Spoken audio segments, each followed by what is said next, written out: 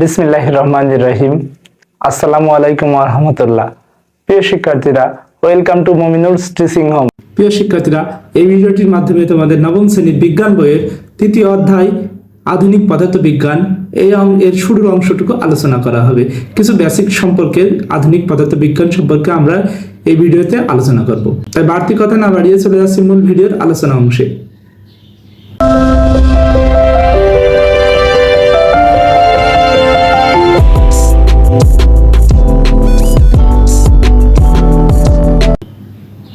তোমরা যদি তোমাদের বইয়ের 50 পৃষ্ঠা দেখো তাহলে দেখতে পাবে লেখা আছে অধ্যায় 3 আধুনিক পদার্থবিজ্ঞান এবং একটা বড় অংশ যন্ত্রের ছবি দেওয়া আছে, কিছু মানুষ আছে তাই নিয়ে পরীক্ষা নিরীক্ষা গবেষণা করছে এবং নিচে লেখা আছে ফ্রান্স সুইজারল্যান্ডের সীমান্ত প্রায় 175 মিটার নিচে। মানে বুঝতে পারছো কত নিচে, ভূমি থেকে অনেক নিচে 27 কিলোমিটার পরিধির একটি সুড়ঙ্গের মধ্যে স্থাপিত লার্জ হার্ডন কলাইডার এই যন্ত্রের সাহায্যে কণা পদার্থবিদ্যার বিভিন্ন তত্ত্বের পরীক্ষা নিরীক্ষার দারুণ সুযোগ তৈরি হয়েছে। অর্থাৎ এখানে কণা তত্ত্বের বিভিন্ন রকম পরীক্ষা নিরীক্ষা তৈরি করে। এটা আধুনিক পদার্থবিজ্ঞানের একটা অংশ। পরবর্তীতে তোমাদের 51 পৃষ্ঠায় বলা হয়েছে অধ্যায় 3 আধুনিক পদার্থবিজ্ঞান।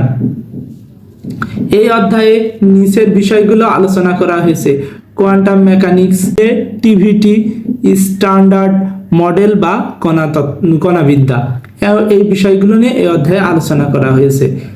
এরপরে দেখো 3.1 কোয়ান্টাম মেকানিক্স বলে একটি অংশ আলোচনা করা হয়েছে। গত শতকের প্রথম দিকে পৃথিবীর বড় বড় পদার্থবিজ্ঞানীরা কিছুতেই একটা হিসাব মিলাতে পারছিলেন না। উত্তপ্ত বস্তু থেকে যে আলো বিকিরণ হয় সেটি তোমরা নিশ্চয় লক্ষ্য করেছো। এক টুকরা লোহাকে উত্তপ্ত করা হলে সেটি গনগনে লাল হয়ে, অর্থাৎ লোহাকে তাপ দিয়ে গরম করলে লোহাটি লাল হয়। এটা তোমরা অনেক সময় যখন তোমাদের বাসায় টেলিভিশনে কোনো অনুষ্ঠান দেখো, সেই সময় যদি অ্যাড দেয়, অ্যাডের ভিতরে দেখা যাচ্ছে যে রডের অ্যাড দিলে রড তৈরির সময় দেখায় লোহাকে তাপ দিলে সেটা লাল হয়, আরো বেশি তাপ দিলে ধীরে ধীরে নীলাভ হতে শুরু করে। অর্থাৎ লোহার যে অংশটা লোহার দিকে থাকে সেটা লাল হয় এবং উপরের অংশ নীলাভ অংশ হয়ে থাকে। অর্থাৎ সেখান থেকে বিভিন্ন তরঙ্গ দৈর্ঘ্য দেখা যায় আর কি।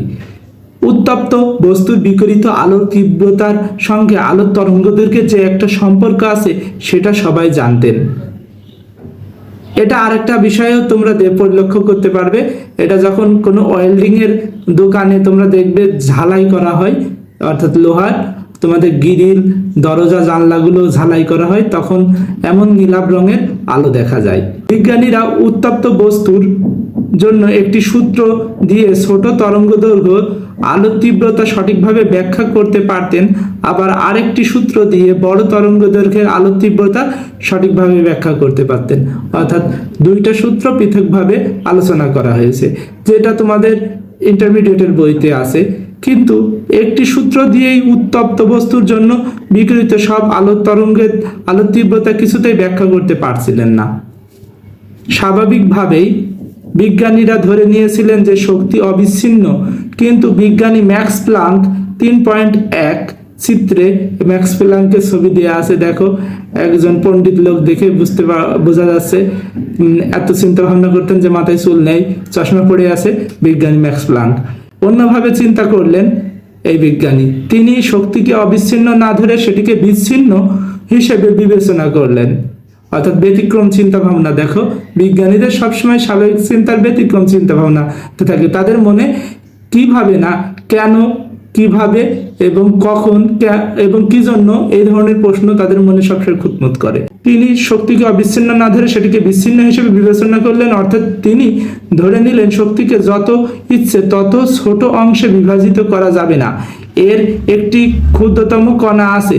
কম আলোর অর্থ হচ্ছে কম সংখ্যক আলোর কণা এবং বেশি আলোর অর্থ হচ্ছে বেশি সংখ্যক আলোর কণা। তোমাদের সকলের জন্য শুভকামনা রইল। সবাই ভালো থাকো, সুস্থ থাকো, মন দিয়ে পড়াশোনা করো। আসসালামু আলাইকুম ওয়া রাহমাতুল্লাহি ওয়া বারাকাতুহু।